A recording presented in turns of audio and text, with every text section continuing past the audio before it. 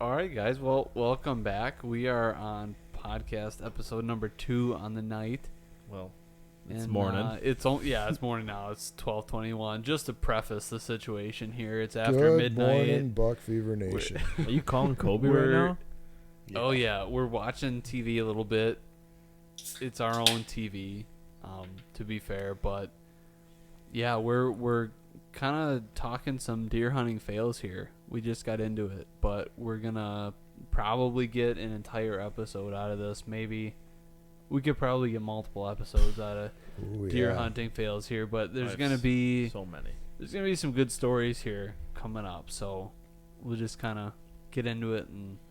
In order I think we should to go round succeed, you robin. must fail a little bit. Yes, you must. We should go round robin, though. Right. Okay, Where but you start with your earliest fail, and then we'll move to the next guy, and then the next guy, and then we'll go back around the circle. And that's not a bad idea. I do Not need to bad. preface, I've had far fewer failures, but I've had far fewer successes also. but So it's You can chime in on ours, or if you don't, you don't have. yeah, no, I'm just saying. Round robin, I might run out a little bit quicker. That's all right. But it's just how she goes. Why don't we start with you then, Eli? Earliest fail. you want to hear my earliest fail? Oh man, my earliest fail might be the worst fail that I've had, as far as just being crushed. I think it was because I did not start deer hunting until I think the first deer season I hunted, and it was just with the gun, was 2005. Maybe 2004 would have been my first gun season. And I went way up north to Mercer, Wisconsin, didn't see shit. Went back there the next year in 2005, didn't see anything. And then 2006, I went up with Pat for the first time to his cabin. So this is probably 2007, my second year of hunting at Pat's cabin.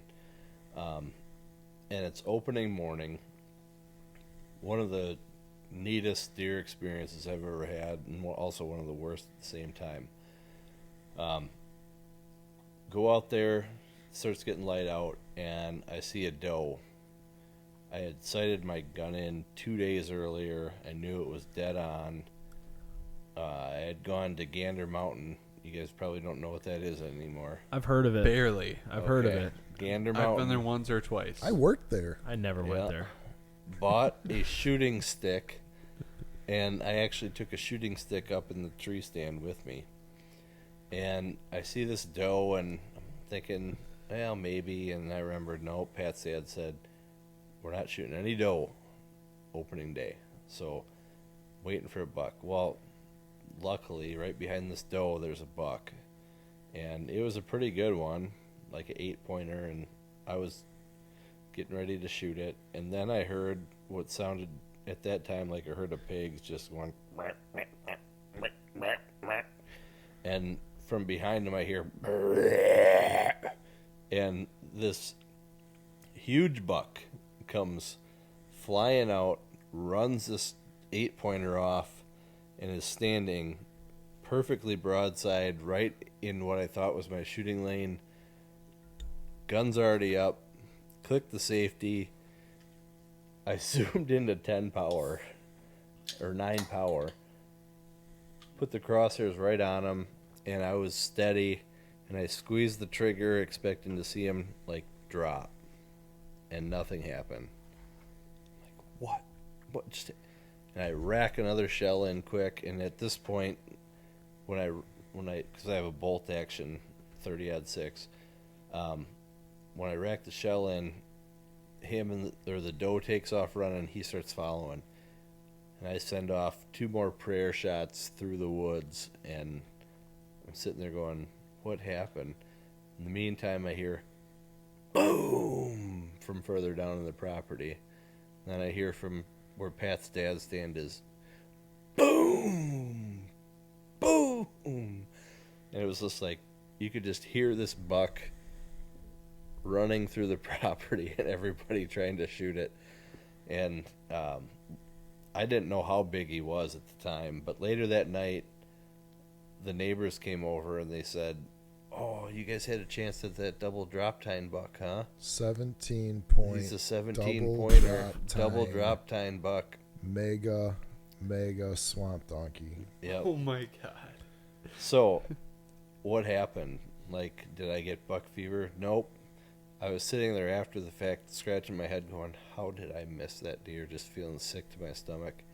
And I look out right where he was, and there's a branch about the diameter of my thumb, and it's got a big U out of the top of it, like 3 yards away from me. So my scope was zoomed in, couldn't see that branch because it was zoomed in over the top of it, Yeah. and that's right where my gun was aiming, and I hit that branch, and it must have just deflected it up, and I shot probably right over his back. That was my first whitetail fail, and That's it was a bad one. I'm gonna add to that story because it's a wild story. There wasn't just like that 17 and the 8-pointer. There Yeah. was like 8 or 9 bucks after this doe. Yep. Everybody else that shot, like my dad's buddy Shaky, took a crack at the big one, and then it ran past my dad. He took 2 cracks at the big one, and then he said there were so many freaking bucks running through. He's like, there were 8, there were 10, there were 12 bucks following this doe. He just took a grip at the next one and dropped a huge 9-point. And he said there were 8 to 10 bucks following this one doe. And I think at totality, I don't know if Tom ended up shooting 2. 3, I think 3, so. if not 4 guys took a crack at this 17-pointer. Nobody got him. And all 8 or 10 of these bucks, well, we dropped one, so one less, go busting out of our land across the 400-acre field, chasing this doe onto the next property. It was like one of those true stories of one of the last.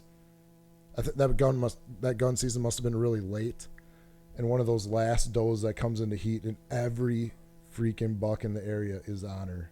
And it was one of those like herds of bucks busting through the woods. My dad can tell the story awesome. Just And that's why buck. He's like, I don't even know what to aim at. But that's why I heard I think he tried Texas heart shooting that 17 pointer because like they were just busting 100 miles an hour through the woods after this doe, and he ended up dropping after he had missed the 17 twice, he decided, I must shoot that one, and boom, drops a huge 9 out of the group. Just a crazy story. Yep.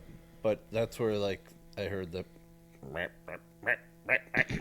and then I hear the big roar. Yep. And he comes charging in, and all those smaller bucks are like just hanging back at that point then, and we're like, we aren't messing with him. So there's my first fail. And that one, it hurts to talk about every time, but it happened. That's a good one to start off with, a double drop tine 17-pointer. I mean, I'm definitely not going to top that, but the first fail I can remember is that I killed a few deer. I killed a buck and at least a doe before this, and that was when you were 10 and 11. You had to hunt with a mentor. So I was hunting with I was by myself now because I was, I don't know, 12 or whatever it was, and a doe comes in at like, I don't know, 10 yards. That was cute. At like 10 yards, and I'm probably shooting 40 pounds, and I think I'm strong enough to shoot a rage. I don't know if it was a tri-pan or what, but an expandable back then, which is not what you should be doing if you're that young, pulling that little weight back. And this doe comes through, and I peg her in the leg, and it's like a dart. It hits her and basically almost falls out. And I call my I just shot one, and we get up there, and he's like, "Yeah, I don't think you did." We find the arrow, and there's like this much blood on it, and that's just a broadhead. And long story short, I'm sure she lived and whatever, and that became my stand because I missed that deer out of there. So whenever we go in there to hunt, that is my stand. But that's the earliest one I can remember. But after that, it gets pretty good after that. I got quite a bit of good ones after this.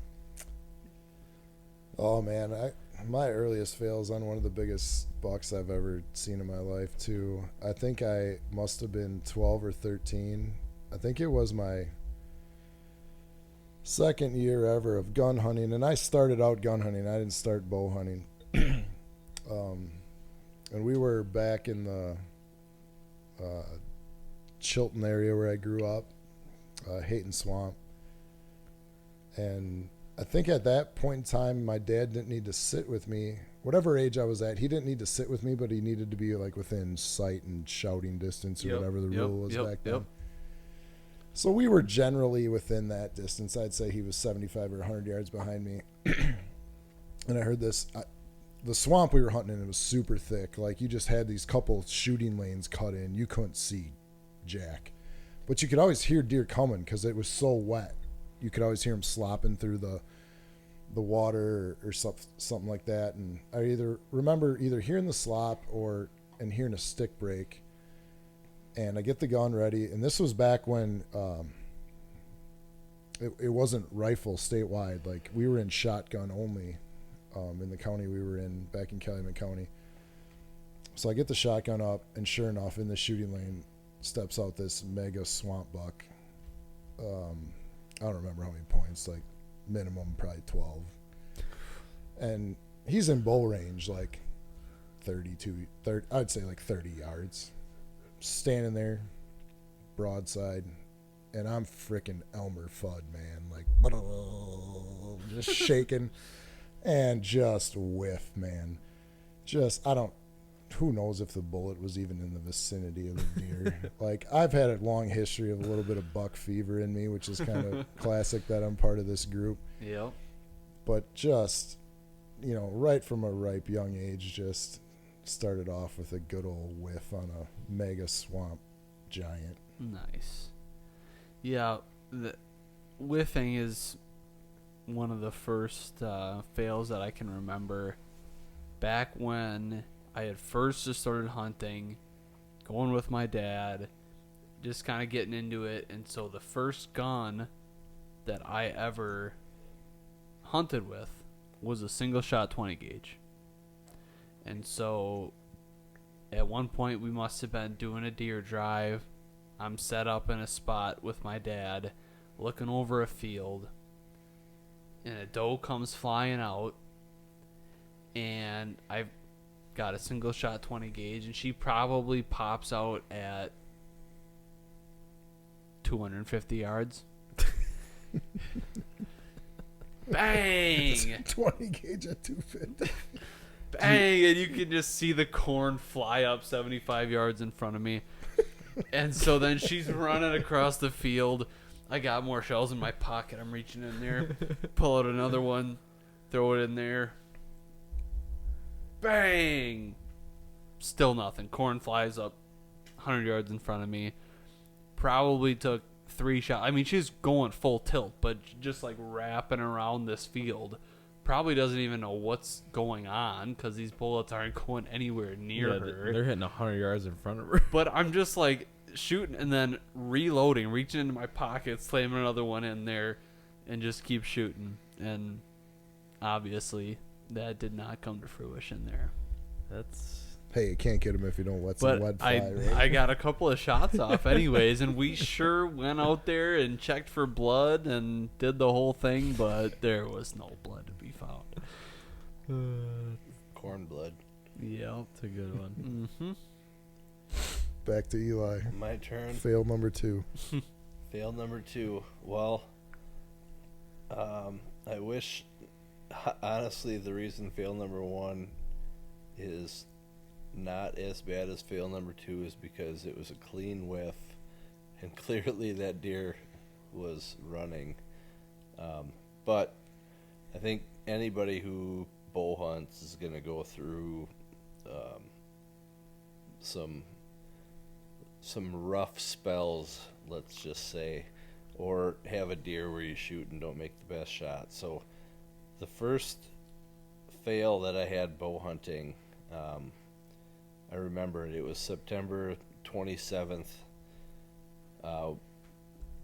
Most people were out of college. I was still around lacrosse. and Oktoberfest. it was weekend in Oktoberfest that lacrosse. was going on. It's So a good weekend to be there. everybody in the area was ripping it up down at the fest grounds, and I said I'm going bow hunting. End up having a good sit and having two really nice bucks come walking through, and I drew back and shot at one, and he was quartered away from me, and I had just bought. It was the first year I was using a mechanical broadhead, I believe, and it was G3 something. I can't remember the name of it. Something like that. Yep. But it was what all the Bone Crusher guys were promoting. It's got to work, Ben. Yep. So I'm on the Outdoor Channel. So anyways, I shoot, things quartered away from me, and I see my arrow stick in. I had lighted Knox, goes running away, and I'm like, that was the biggest deer at that time that I ever shot at with a bow. And it was probably, I don't know, it was it would have been on the wall. Yeah. For sure. Yep, absolutely. Had we recovered it. So I end up doing the right thing, not tracking it, going back home. I start trying to get a hold of friends, and everybody that I talked to is like, why aren't you at Oktoberfest? This is awesome. Absolutely hammered. Yep. And so I end up calling Pat back, because I had called you right away when it happened, but calling you back and saying, I don't have anybody down here that's going to come help me with this thing. And I was looking at the forecast for the night, and it was going to be rain in the middle of the night. So Pat and I get on the horn. I'm like, I'll come. You know, I think I'm married at this point, but Yep. no kids, so you know, a little bit of freedom. Call our buddy Brad, and I'm like, dude, Eli shot a giant down the cross. Need some help tracking it. You want to make a road trip? He's like, hell yeah, I'm in. I'll be there in 45 minutes. So Brad drives around the lake, meets me at my house. We get in the car, drive 3 hours down the cross, help him track this deer. you guys got there at like Midnight? midnight. By the time we got down to the property, it's like 12:30. Yep. So things had plenty of time. We're looking around. We end up finding the arrow, and I don't know, there was probably only 6 to 8 inches of penetration, I want to say, if I remember correctly. So we found that, and it was immediately like, oh, not feeling great about this. But you don't know, because you're shooting at the chest cavity. Well, we end up tracking it, not finding it. Next day, We tracked that sucker till 4:35 in the morning. Brad was playing in some like charity softball tournament, like a 9 o'clock game he had to be back for. man. So we're like, dude, we got till like 5:30, and then I think rain was coming. yep. So we got down there at like 12 o'clock, tracked till 5:30, got back in the vehicle, drove all the way back home 3 hours, so Brad could go play in a softball tournament. And then it starts raining, I think. And, It was sprinkling a little bit. yeah. My other buddy Tony, who I've hunted with a lot, he lives in Iowa now, down in the Mecca. He comes out to help me the next day after he wakes up, and I mean that woods has never smelled the same since. But we get back on the blood trail, follow it another 100 yards, and feel like we're making progress. And boom, the skies open up, and it's just a complete downpour. And we were standing there, we could watch the blood we were looking at just like wash off of the leaves. Oh, man. So never ended up recovering that buck. I went back for the next like 3 days, and just like by myself grid searched up and down, trying to hopefully find this deer's body, but never ended up finding him. I think he ended up living, and like the only time that any other person has ever shot a good buck down there was that gun season, and I think that they ended up shooting that deer during the gun season. So first bow fail. Man, we're kind of chuckling because we just watched one there of Terry absolutely hosing ET right in the throat. I mean, that deer didn't feel a thing, but not exactly where you want to hit him. But hey, you got it done. So It was a blood trail that you couldn't miss. yeah. I mean, Tell you that. we couldn't show it because YouTube would not allow it. I mean, it was like a red carpet. Yeah. But no, that was pretty sweet. It was a successful fail. Yeah, oh, look at now everybody's happy. And now everybody's smiling. Everybody's You're happy. about to go Yeah. find him. Yep. Saved a ton of meat. Exactly. Hell of a shot. Because he Yep. ran like 50 yards and fell over. Yeah. Yep. But my second fail comes the same year I hit that doe, just on like November. I was sitting in a stand and I had this basket 6-point, 8-point come through, and he's at like 5 yards, and I decided to still shoot the rage through him and run one right into his chest cavity, and I probably only got 6 inches in there because I'm shooting 40 pounds, and he runs down into the marsh, and I'm like, Dad, dude, he's dead. Like I crushed him. I know I did. And he's like, oh well, I'll be up here tomorrow. So he goes and looks tomorrow. Jesus. Yeah, I mean, Yeah, that blood trail. I don't know is- how we even showed that. yeah, I don't know how we didn't get demonetized, but Jesus. um, We weren't monetized at the time. that's That's true. how. And so he goes back up and looks, and he's like, I didn't find anything, and I was so disappointed. I was in 6th grade. I had a little Pantech slide up phone that I would check every hour after class because I had to keep it in my locker. You couldn't bring that to class. Sure. And, he's like, I never found him. And like 4 or 5 years later, I'm turkey hunting down there, and I find that buck dead. I find his skull, and it's sitting in my room right Really? now. Yep, same buck. I'm 99% sure it's the same deer because Wow. that stuff's engraved in your head. Yeah. When you shoot that, and it's sitting up in my room right now. I'm like, Dad, this is the buck I shot like 6 years ago that died. I'm sure he died because of when I shot him, and we just never found him. Yep. And that was a fail, but not a fail at the same time. So That's wild that yeah. the mice and other critters didn't. I get mean, to he that was a yet. little chewed up, but you could tell like that was definitely the buck I shot at because I remembered. I mean, I can still envision it right now. He was from me to probably your door away when I shot him. Dang. Man. Oh, next fail is another gun story, another Elmer Fudd moment. This is a pure buck fever moment for me. I don't remember exactly what year it was, but gun season up at my cabin in Clark County, and I'm sitting in a spot I typically sit. We used to call it Beehive, and across on the neighbor's property, there's just all kinds of rut action going on. Like, I can just see these small bucks, 6-pointers, 5-pointers, 8-pointers, whatever, chasing these does around, grunting. Action is just wild. And all of a sudden it stops. And it just goes dead. And this is like one of the times where like calling it actually worked in my life. I tipped the can call over a couple times for a doe bleat and followed it up by a couple of grunts, and like a clockwork on a string out of that thick stuff comes this mega 10, and he's coming right at the tree. And for whatever reason, the buck fever kicks in, and instead of just, hey, let the wind's in my favor, everything, let the deer come into a nice 20-30 yards, nope, let's take a frontal shot at 80 yards. Try to put one through my his God. chest. You just wanted to get over quick. I understand. I get in these moments sometimes, or at least I did when I was younger, like so freaked out about the deer is going to leave or Yep. bolt for whatever reason. And in Yep. that scenario, like looking back, obviously, there's no reason that the deer is going to leave. He's coming to the call.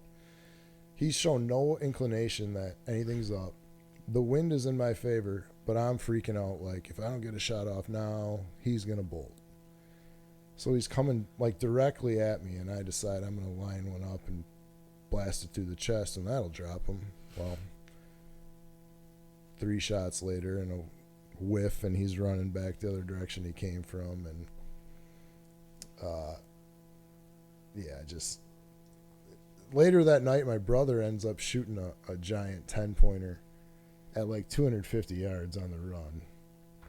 He's a sniper when it comes to shooting deer. My brother from now Idaho, my brother Dave, but very, very similar deer in the 150 class, something like that. And I don't know if it's the same buck because we were completely on different parts of the property, but just an absolute collapse of, and you can't attribute it to anything but buck fever. Just not being able to, at that age, not being able to handle the situation and just let things come into fold and just rushing it, and story of my life with the gun. Yet another whiff on Omega. Man. Jake, is this a video where we find Blade Runner sheds?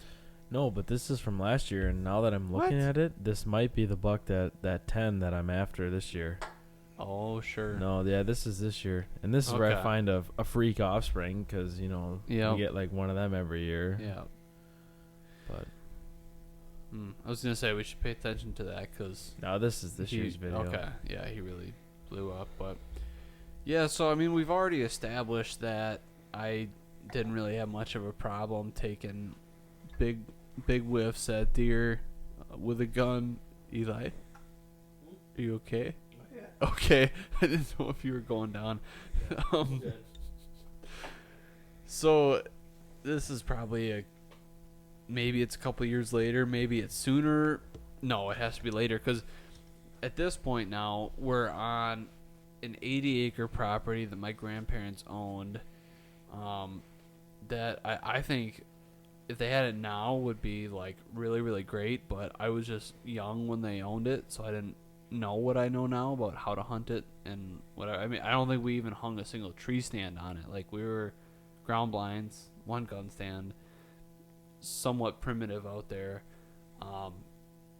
In similar situation as the first fail story, probably, boy, this one, by this time I had a 243 and had to be 300 yards.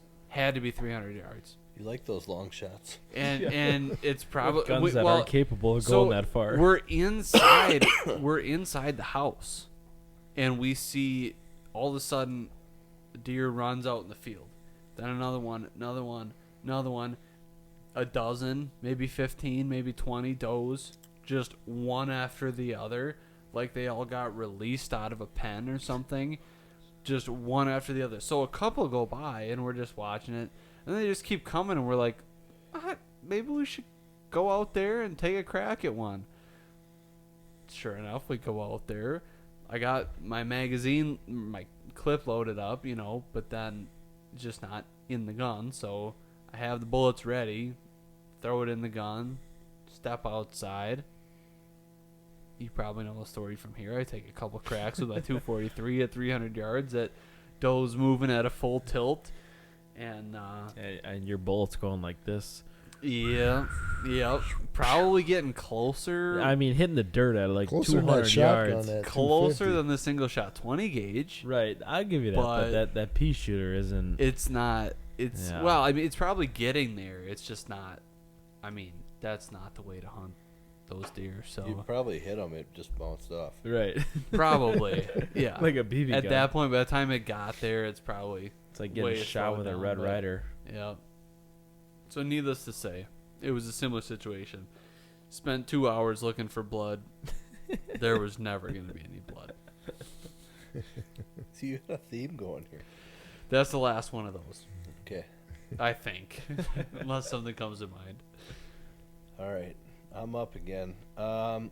Next fail was a buck that we called MJ. And let's see here. This was a Sunday. I remember that because I almost didn't go hunting. I was going to be off the whole next week. The Packers were playing, but it was just a day where I'm like, I got to get out there. So I went out. We had a ground blind set up out in this island of trees that Same place you shot your turkey this spring. Yeah, right where I shot the turkey this spring. Mhm. Yep. And I had ended up lugging two decoys out there, a doe and a buck, and I was in the blind, and I ended up doing a calling sequence, and I'm stomping on the ground and grunting, and all of a sudden I start to see horns come up out of what is now our food plot, and I watched this buck jump the fence. I'm like, oh man, that's MJ. And why did we called him MJ? It was Michael Jordan, because he had like 2 G3s that were super long. 23. So 23. Get the connection. Yep. Yeah. Yep. And he was just a really nice buck. 10-pointer.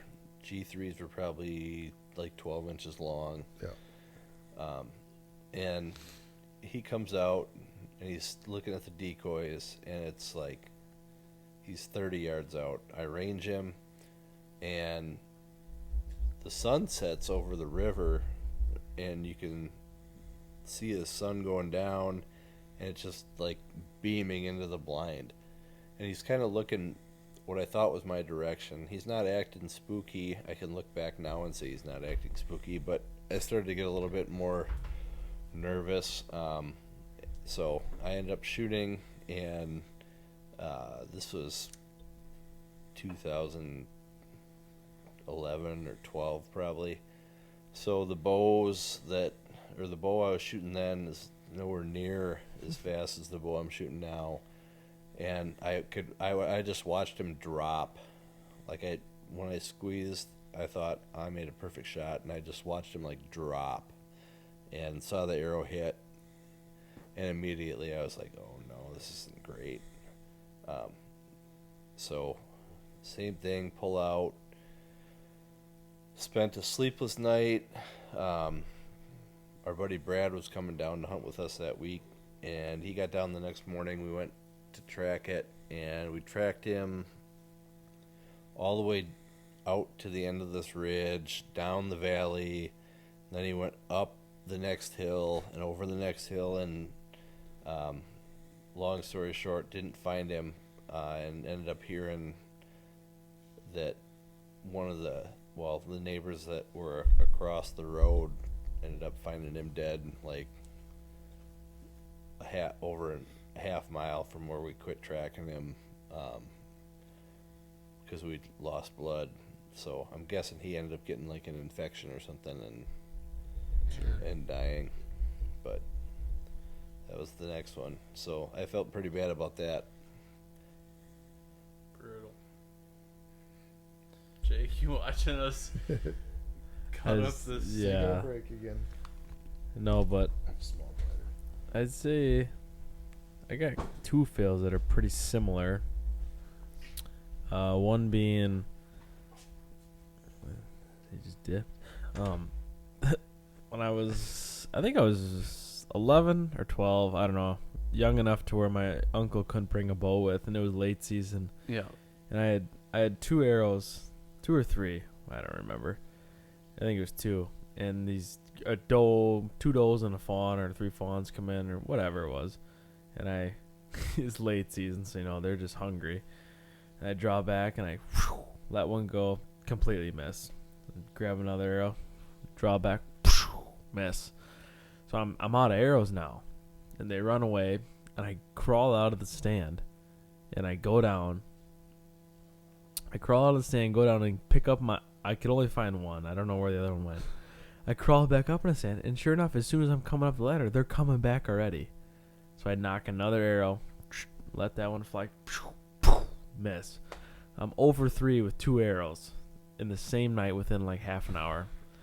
So, I mean, me and my uncle are just, that's when he couldn't bring a bow, so he was being responsible, and I mean, we're just laughing. I mean, he's laughing, I'm pretty pissed, but it was pretty funny looking back at it. And then I don't know if it was the next year or the same year, but I was sitting with my dad, so it must have been the year before, and we were gun hunting, and like a spike was chasing a 2 does or whatever, and they come out across the field, and I think I emptied the clip on them, and I didn't touch them. I mean, they were running full speed, and I was just boof, boof, boof, boof. Yeah, I was shooting a 7mm 08. Yeah, didn't touch them. Yeah, it's like a 7mm 08. It was I really loved the gun, and I would still shoot it if it wasn't a youth model. Oh, Thank sure. you. It was a youth model, so I mean the barrel was like, I mean the gun was probably this long, and my uncle, he shoots a 7mm 08 right now, and I'm a full size one. And he kills a lot of deer with that. Yeah. If I didn't have a youth model, I'd still shoot that, but I mean I shoot the 270 now, and I'm very glad with it, and I have no problems with it. I shoot quite a bit of deer with that one, so. But yeah, I missed. Needless to say, I missed 3 deer in one night with 2 arrows, and then I've emptied many clips on many deer and haven't came away with them. That was in my younger years. Now I'm a lot smarter. I don't shoot unless I know I'm gonna hit them or whatnot. So, but you live and learn, and I mean, I'm sure my dad was just trying not to laugh as hard as he could, and I'm sure if I'm a parent one day that does that, I'll probably be laughing too, just because it's like, you just shot 5 times and you weren't even close to them, but that's how you learn. So that's pretty cool drone footage. Is this the first shed video? Yeah, this is. That has to be. See right there? That food plot's where I killed Blade Runner. Yeah. Nice. So when we And get that's the other side of the road. When we get to the Blade Runner portion of things, somebody pay attention and stop us, because you got to see what this thing looked like the year before.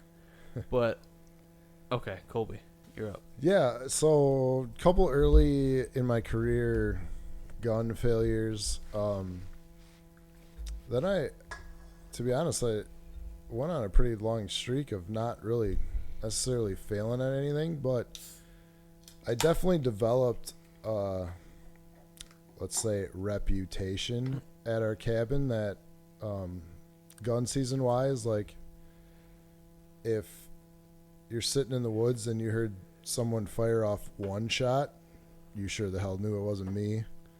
If you heard someone fire off 2, 3, 4 shots, someone would get on the radio and go, "Pat, what'd you shoot at?"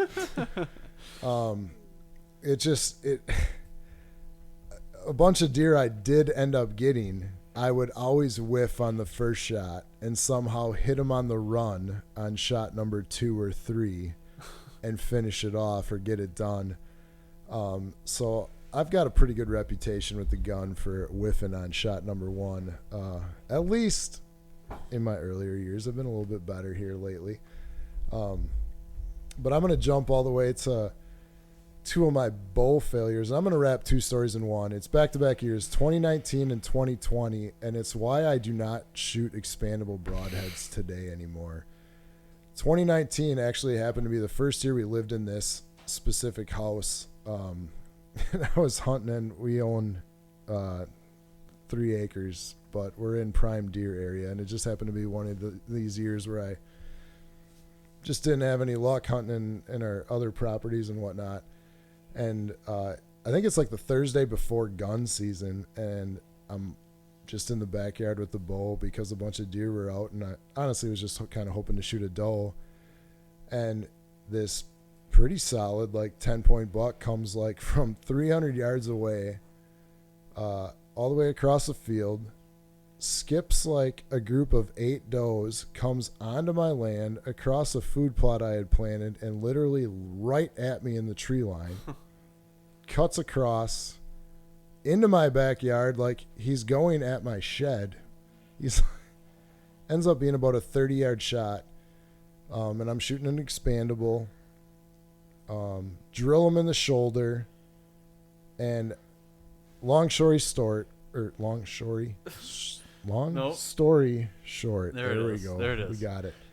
Got about an 1.5 inches of penetration, and the arrow busted off immediately right behind the broadhead. Yeah, that's nothing. Never recovered the deer. Actually, my good buddy Mike, that we've mentioned a couple times, came out the next morning, and we searched for a couple hours and never found him. Pretty sure that deer's alive after we ended up finding the arrow, and actually at the spot that I shot. After we looked for a long time, sure enough, the arrow was sitting there just in the weeds, right where I had shot him, a couple yards away, and about 1.5 inches of penetration. So obviously drilled the shoulder, and the arrow busted right away. Like the broadhead got 0 penetration. And then fast forward to 2020, it's the second weekend of bow season, and this buck we called BG, my daughter named him Big Giant, so we called him BG. Yep. And hunting down in our southwest Wisconsin property, this deer comes to a water tank that we weren't necessarily even filling up. It was an old kiddie pool that we hadn't even made any effort to fill up. But I knew he was going there because a couple deer previous to him had walked up there, and it was about 40. The water tank was about 40 yards away, and I could hear the deer in it because you could hear the plastic like shifting around or cracking. And then sure enough, a deer we called Perfect 10 came first, which we were passing because he was a 2.5-year-old 135, 140 inch 10, and we decided we were passing that year. He came first. I can hear him crunching around in the water tank, and then sure enough behind him was this deer we called BG, and he crunches in the water tank, and then I've got one lane about 5 yards past that. They're going out to the bean field to eat. And so he gets out of the water tank, he starts walking there. I got a huge lane. Stop him at 45 yards, and I will never take this distance shot again for this pure factor is, I felt really good about the shot, squeezed it off. I felt good about how the arrow traveled, but at that distance, they're just reacting to the shot. And kind of the same story of what Eli had with his deer with MJ before. It doesn't take much at that distance for a deer to drop just a little bit, and you hit him in no man's zone high. Mm-hmm. And that's exactly what happened. The deer circled around. We actually tracked them for we went in there that night and then the next morning and tracked them a really long ways, just drop by drop by drop. But he was down a bluff all the way up a steep bluff, like definitely lived, and obviously lived because Eli actually had a crack at him the next year as well. But again, that was another expandable broadhead. We ended up finding that arrow about 20 yards from where I hit him with, again, about 2 inches of penetration. I hit him high in the shoulder. The distance of the shot I'll never take again. He had dropped and maybe shifted just a little bit in his movement. But again, at that distance, you're giving them that opportunity to do that. Yeah. And your room for air is so small. But that expandable, again, I only had about 2 inches of penetration. And since then, I have switched to fixed blade broadheads. Now, the kicker on that story, the success on that story, is the next night I sat at the exact same stand and shot a buck that's on my wall today. So that area was hot. I didn't get too down after we had done all the tracking and the blood trailing, and felt very, very confident that deer was still alive based on the terrain he had gone through. Went right back into that stand, and the very next night shot a buck on the wall at 7 yards. So, but to this day, that's why I will no longer shoot expandables. There you go. Yeah, I think the next one that comes to mind for me is on that same 80-acre property. We called it the Deerfly Farm. So we're at the Deerfly Farm, and we're going in for our afternoon hunt, also a gun hunt, with the 243. And we just took a pellet. we decide, all right, we're walking in. We had a little bit of a bridge to cross, get through there. That's after we had gone through a field. Make our way down the trail a little ways, turn a corner, and we're face to face with probably 1.5 year doe at 15 to 20 yards. So it's me and my dad, 15 yards away from a doe, standing there on the trail, and we're just kind of looking at each other. She makes full eye contact with us. We make eye contact with her. My dad and I are kind of like looking back and forth at each other. Like, at this point, I'm gonna try to get a shot off, but she's looking right at me, and somehow he tells me to like try to get to a knee to get steady, get a shot off. She's looking at me, I'm looking at her, and then I start to drop down to a knee, and then I get down there, and then she's still looking at me, and I'm looking at her, and I pull the gun up to my shoulder, and we're still eyes locked on each other. She's not moving at all, just eyes locked on me, not even sure what's happening. Probably a 95-pound doe. And we're just like looking at each other 15 yards away. My dad's standing up in the middle of this open cut trail behind me, and I get up, get right on her. Boom! Blasted her. And we're happy, obviously. Quickest hunt ever. Everybody's super excited. And we go up. We start looking for blood. Nothing. And then we look for like another 45 minutes. No blood. So now we're on fail number 3 of missing deer.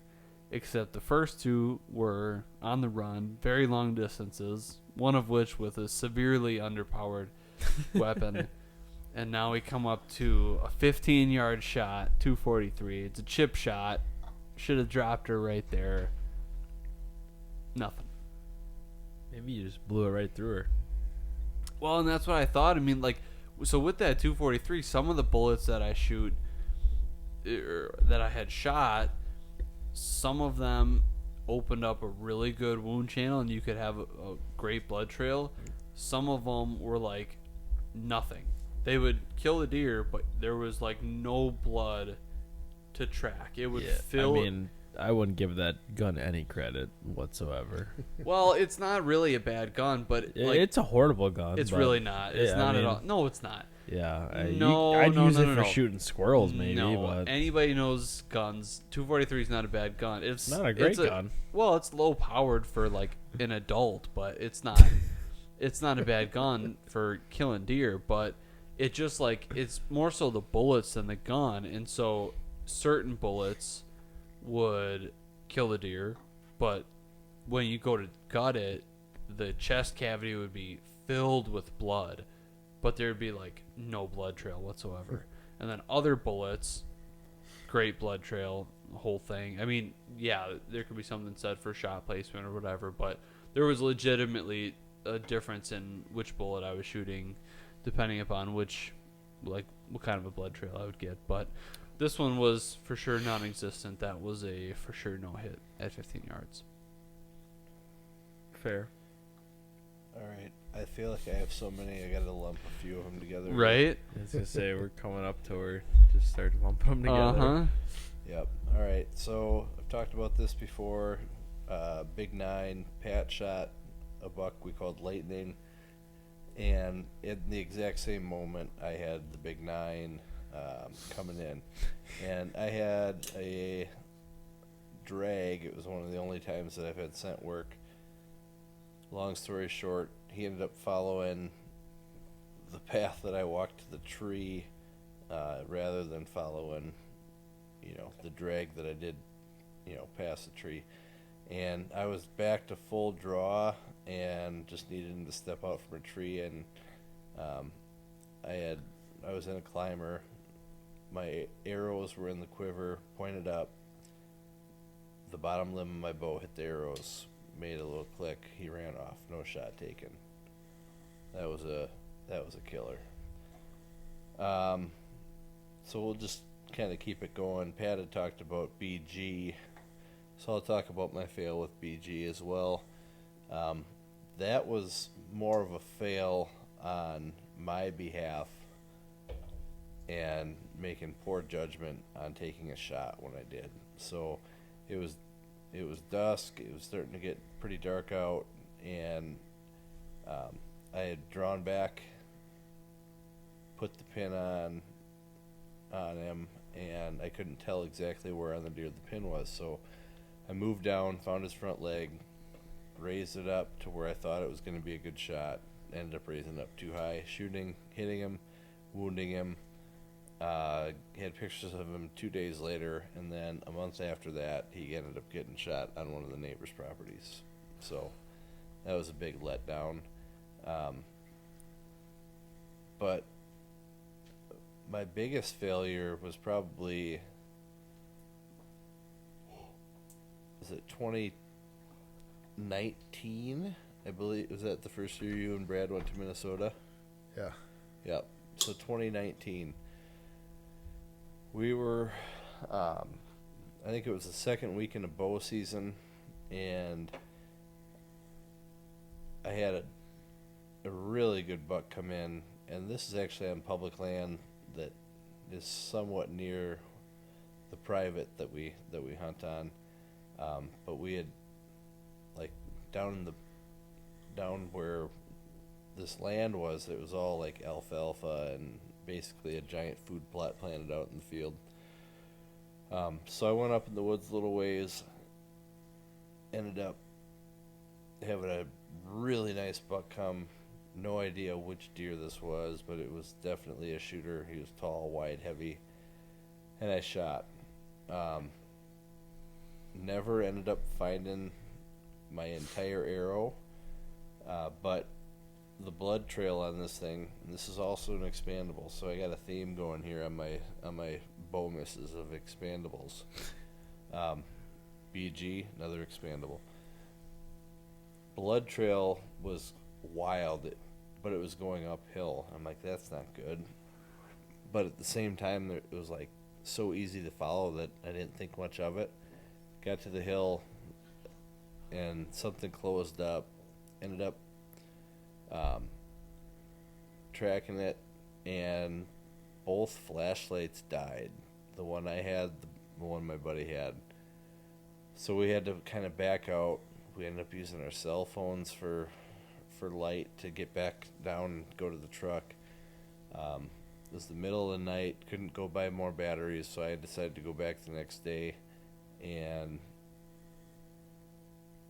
ended up finding my broadhead and probably the first 10 inches of the arrow covered in blood, and the rest of the arrow was broken off. So I know I had good penetration. After I found that arrow, I didn't find another speck of blood, and I grid searched, never ended up finding that deer. So that was the first deer of 2019 that I didn't find, and that one's just a mystery to me. I felt like I had made a good shot, I had good blood, just never ended up finding them.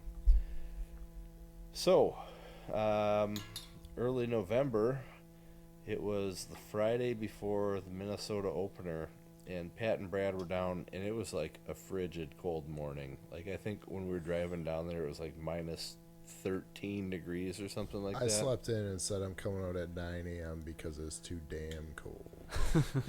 Yeah. So I'm out there. But the action was wild. I missed out. Yeah. Oh, man. Our buddy Brad was out there. And I'm sitting there that morning, had a nice buck come down off the ridge, and he was about 40 yards away, and I stopped him, and this is another one. It's another, I don't think this is a mechanical broadhead issue, but I was shooting a mechanical broadhead at the time. So I shoot, I watch the deer drop, ended up hitting him, and I'm not feeling great about the shot. Well, in the meantime, Brad sends me a text that he had shot a buck. So I said, oh, I'll go help you find yours. So we end up trying to go find it. My phone starts ringing, and it's the neighbor. He goes, did somebody shoot a buck this morning? Yep. He goes, well, we found him dead right here. And we walk over there, and there's Brad's buck dead. And then the neighbor's buddy was hunting with him, and 10 yards away from Brad's buck His dead. buck is dead. His buck is dead. So 2 of these deer died within 10 yards of each other. It was pretty cool. The one that the neighbor shot was way bigger, like really nice deer. Really nice deer. Yep. And we're all pumped, like, okay, let's go look for mine. So we end up finding blood. So 3 bucks have been shot, and I am not even to the land yet because I'm sleeping in, right? Awesome. Great decision. Yeah. Way to go. Is that a fail? That could be Could on be. the fail list. Consider it. Yep. So we end up following this thing, find blood, and there was a little snow on the ground, and you could see where it, like, there's definitely a lung hit because you could see, like, a splatter, like, right in the middle of the path where it was walking, and we're feeling, like, really good about it, and then kind of started, like, blood started to disappear a little bit. We kind of branched out, started searching, and then Pat found a bed that had blood in it. Long story short, this Then it deer turned uphill again. it and turned it's just- uphill, and It's so never a good sign. nope. Anytime they start going uphill, bad sign. But same thing. It was a long shot. I stopped it. I could see the deer drop as I shot. I didn't feel good about it after I let the arrow go. I felt like I had made a good shot, but just seeing what the deer did, I didn't feel good about it. And those things are tough. Like, definitely hit a lung, but it was probably a little bit high. Went over the front lung, caught the top of the back lung, and that was not enough for it to be a lethal hit. And I, same thing, went back out multiple times trying to find that deer. Looked on multiple people's properties, got permission from different landowners to just go walk around, and no luck. So, the only other one I can remember, I know there's way more than what I'm going to say, but I can't remember them at the moment. I was probably, I might have even been 10. I might have skipped over this one. My dad was sitting with me. We were young. And I convinced him to hang a double set because, you know, you had to sit with me to be a mentor or whatever. And it's opening day and of bow season. And I'm probably drawing back 30 pounds. 32, I think, was what you needed. And I was right at that limit. And so this doe and fawn come right up out of the marsh, and they're walking. They're gonna walk 5 yards from me. And sure enough, they come this way. I draw back behind a tree. They're about 6-7 yards right on the field edge. We're tucked in. She stops perfectly. 10-year-old me lets one fly. Smokes her in no man's land. I mean, my arrow doesn't even pass through. In no man's land. That's how much I'm draw. That's how little I'm drawing back. And she runs over by my uncle, and he's like, "Yeah, I think she's gonna live." I mean, we find the arrow; it's broken off because she was running through trees and all that. And long story short, we never found her, and not much blood to say the least. And I'm sure she lived, but that was another fail of mine. That just being younger and not in shooting, but not shooting as much. So practice when you're younger, and don't shoot expandables until you're shooting enough weight to really blow through them, or if not, yeah. Or I was gonna say, if you, according to you guys, don't shoot expandables at all, so or hit them in the shoulder. There's a common theme here. It has been.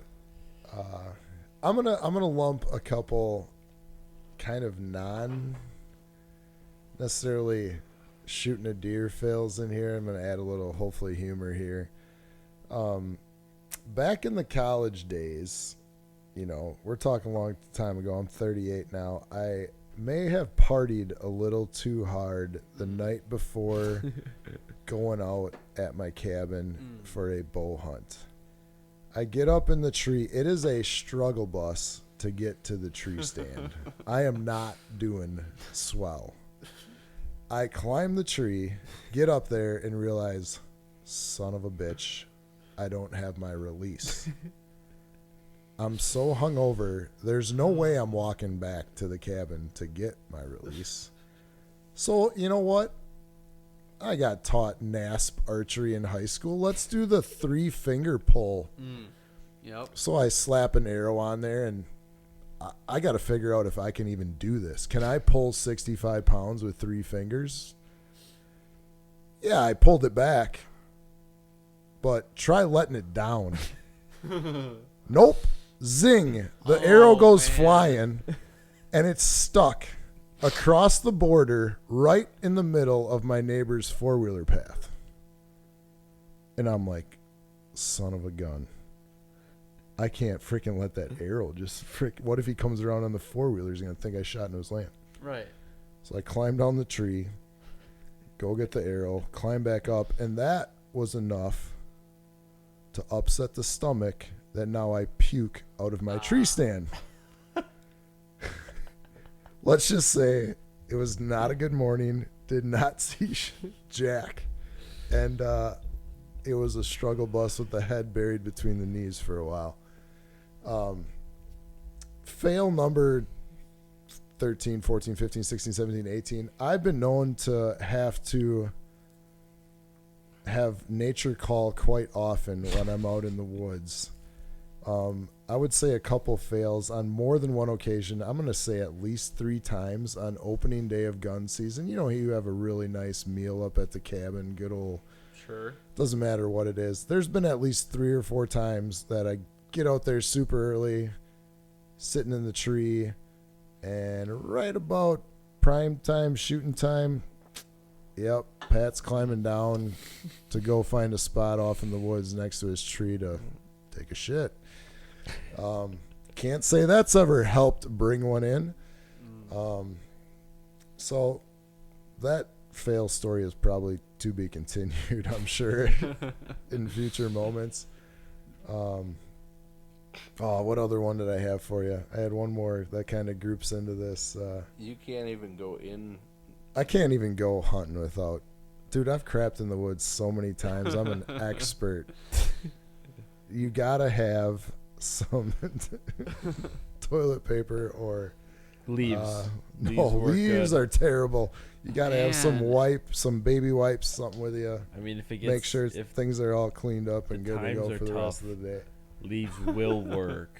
But the best one is Yeah, leaves will work early season. Try doing that in November when they're a little crunchy. It ain't nice. It ain't good. That is a failure.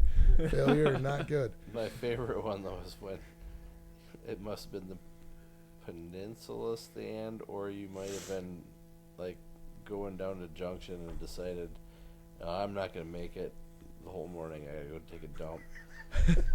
So I know this one. So you walk back out and end up doing your deed right by By the old pine, the cedar tree. right by the cedar tree, which we actually have a tree stand in now, and didn't think anything of it. But at the time, the landowner had a ground blind tucked in on the other side of the cedar tree.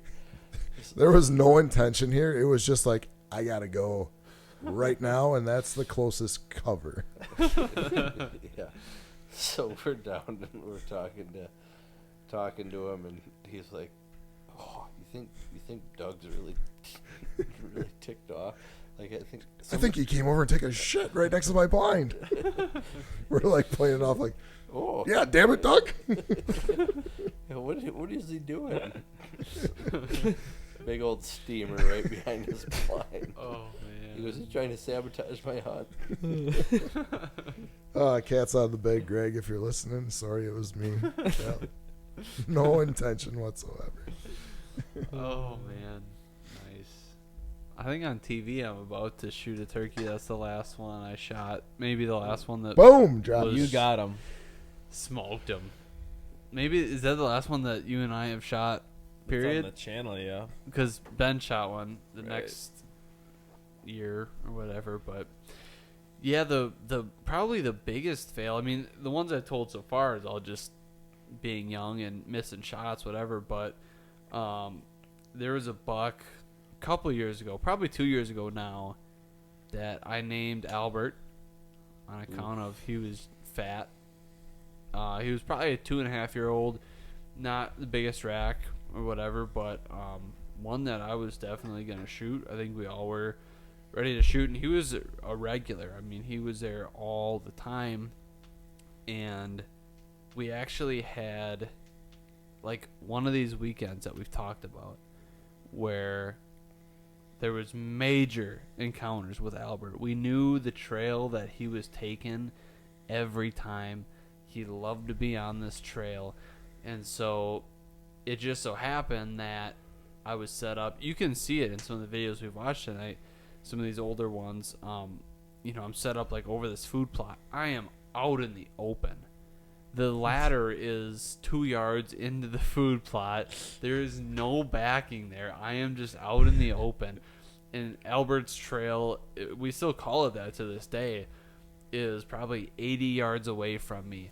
And so I would watch him go by, do his thing. And this is like pre-rut, so I would grunt at him. And this was probably 2 or 3 hunts in a row. Get him into like 40 yards. And it would be the same old, same old. You know, when you get to that point and you've grunted at them that many times, like, they know right where you are. They're looking right at you. We're making eye contact. It's a whole thing. And he's a 2.5-year-old buck, so he doesn't have like a ton of experience out there, but he's not stupid. He's looking right at me. He knows that I'm not a deer making that noise. And we talked about this previously, that I don't think I'll ever do this again. I get my call out. That's where you get it from. And he runs off. He going. Gone.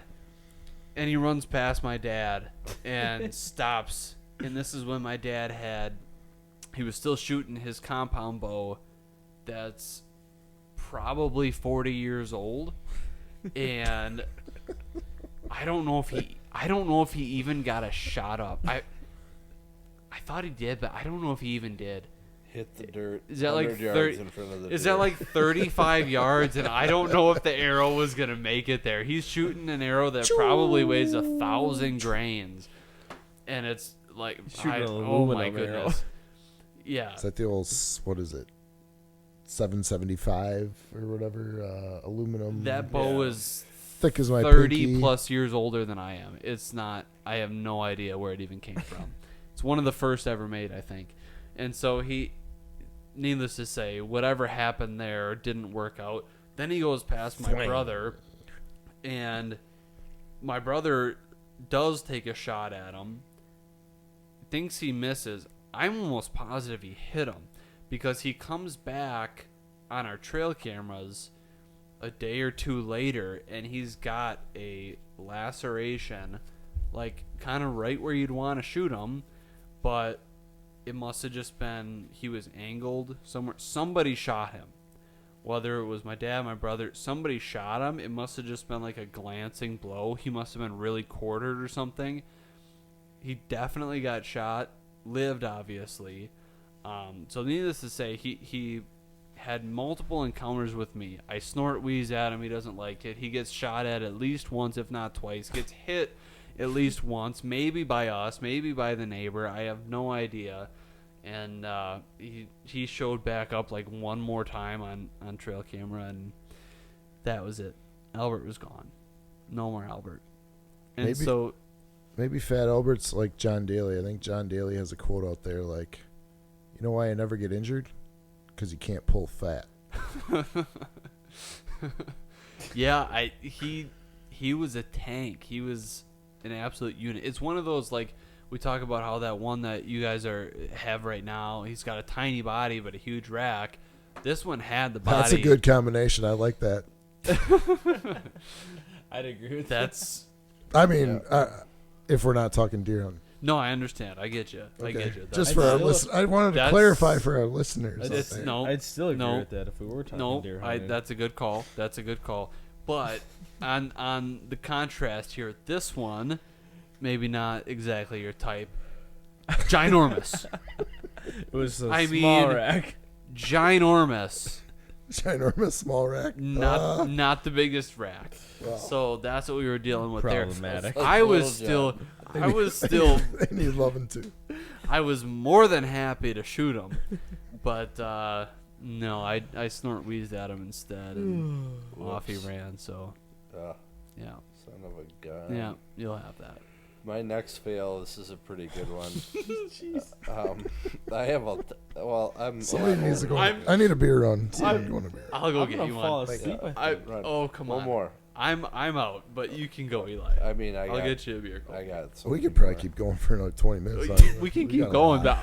but I'm out. I don't Okay, have. Many I was more. in Minnesota, and I had spent this Minnesota season just looking for a spot, and I ended up finding this spot, and we ended up having to get a John boat and driving down the river, get in there. So it's the first night that I'm in there, Gross. and this is just nuts. Like it was 3:30 when we got in. It's dark out by 5:30. So by the time I get in there, hang the stand, it's probably 4:30, and within 5 minutes of sitting down in the tree stand, I had a buck walk under me, and he walks under and just kind of keeps going. Like 3 minutes later, another buck comes walking. This is just crazy.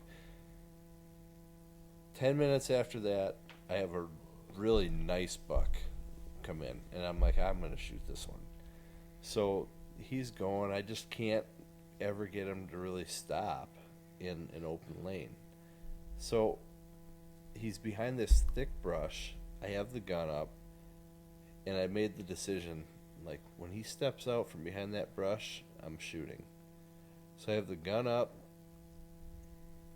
scopes zoomed in, and I see the whole scope get filled with brown, find the shoulder, boom, shoot, and I'm like, oh yeah, like I just shot a really nice buck, like 140 some inch buck, like this is awesome. And so I get down out of the tree, walk up to this deer, and it was one of the first two that went past me. Little like basket rack. And I'm like, you've got to be kidding me right now. Like, I just shot a basket rack 8-pointer. I think it was actually a 7. He had 4 on one side, 3 on the other. Like, scored probably about 57 inches. And I'm like, you've got to be kidding me right now. I never saw this other deer run off. I just know he's behind this thick brush. So I had gone in there with one of my other buddies, and we're going in by boat. And he's like, oh, what'd you get? And I said, well, it's legal. Because over there you have to have, it's a 4-point restriction. You have to have 4 points on a That's side. right. Yeah. Yeah. I'm like, well, it's a legal buck. And I said, but it wasn't the one I thought I was shooting at. And he goes, are you serious? I'm like, yeah. He goes, right when you shot, I had another deer that was in, like, that I was getting ready to shoot, and he never ended up coming back out after you shot. Oh man. So I'll just pass it over to Pat because karma always comes back around. You say, I feel like I've heard that before. That's happened before, right? Are you talking about when I did that to you? Yeah, I got repaid. Yeah, you got repaid for that one. Man, again, I don't know what year it is, but we're up at the cabin gun season, and I don't think at this point you've ever shot a buck up at the cabin, and we're sitting like 45 yards apart, 50 yards apart, 60 yards apart, something like that. Pretty damn close, especially gun when you're wearing blaze orange. But you're still kind of hunting two different areas, and I have a doe come in to the left of me. And so I got her lined up in the sights. I'm not paying any attention to what's going on over by Eli, and I don't think I could honestly have seen this buck regardless. But, you know, nothing has been going on for a couple hours, so I'm like, all right, I'm going to crack this doe. Got her lined up in the sights, and I squeeze one off, drop her. You know, I'm pretty pumped up. One shot, she's done. It ain't 3. Right. And call Eli on the radio, and I just fucking shot a doe. He's like, dude, I just had a freaking 10-pointer in my scope, and I like had my finger on the trigger and just clicked the safety off, was ready to shoot, and you freaking let one fly, and he went zipping away. So just no intention. Like, I had no idea whatsoever, but just like one of those like ridiculously bad luck stories, like off by a couple seconds, and jeez. Man. I deserved it though. That's exactly what I did. Well, it was my other buddy Pat, Yep. not you. It Yep. was my other buddy Pat. He was just around the river bend from me. Same situation. I don't think he had clicked his safety off at that point, but like had the gun up, was getting ready to shoot this thing, and I crack one off, and it's shotgun, so closer distances, those are like loud. And he said that I shot and the deer like jumped back and like ran back in the brush and just never came back out again. I do have one more. Do you have one, Jake? I got one. It's Okay. pretty quick. I was at the same property where I missed 3 in one night with 2 arrows. I think it's like the last Sunday of gun season. I'm probably 12, 13, maybe at the most. And I'm with my uncle, and I'm still shooting that 7mm 08, and it's getting dark, and some does and fawns come out like probably 300 yards away. And you know me, I'm like, let me shoot. He's like, no, they're far. I'm like, let me shoot. Like, whatever. So I'm out there. They're probably 300 yards away. I'm shooting a 7mm 08. I'm 12 years old, and I'm just cracking off at them. It's 300 yards away at least. I mean, they were out there, and you know, long story short, we go out there and not a drop of blood, nothing. And I've missed more deer than I've shot at that property. I've killed one, and I've probably missed at least 5 or 6. So that property hasn't been the best to me, but turkey hunting, I've killed a lot there. Just not the deer. The deer's not been good there.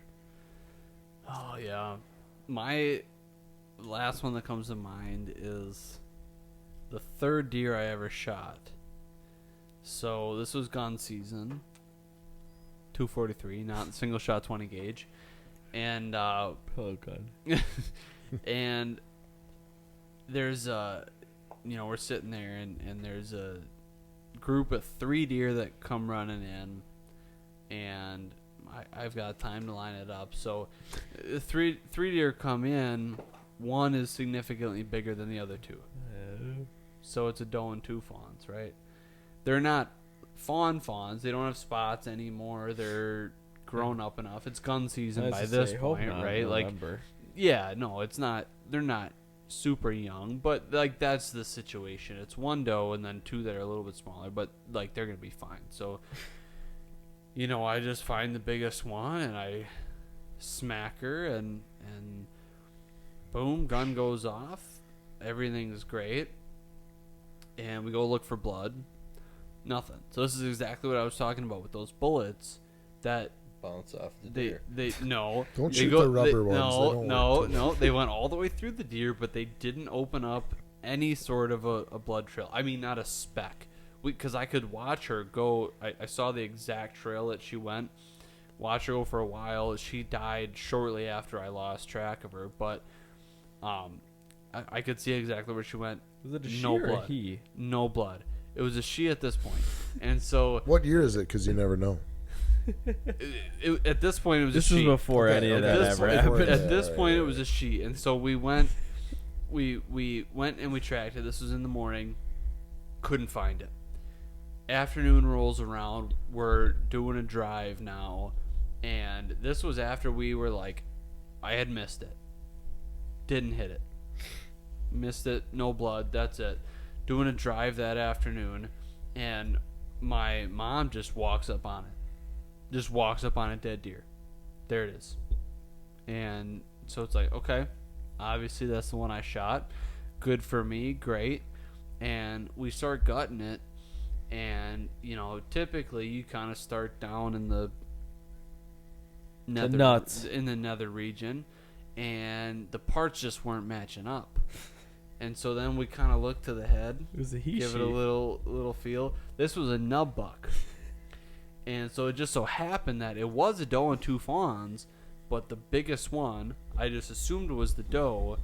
The biggest one was actually the nub buck. It had already Cannot outgrown the mouth. assume anymore Yeah. today. Can't assume.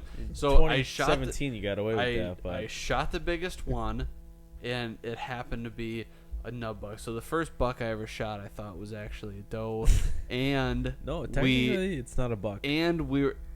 It's not. It has it's- to be it's 3 inches antlerless. or more. Yeah, it's antlerless, so it was still tagged as antlerless. But I mean, for all intents and purposes, the first buck I ever shot, and I didn't think it was a buck, and we didn't find it.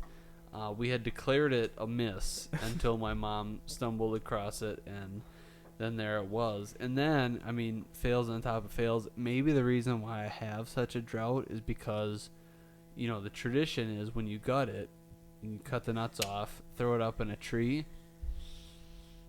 You ate them?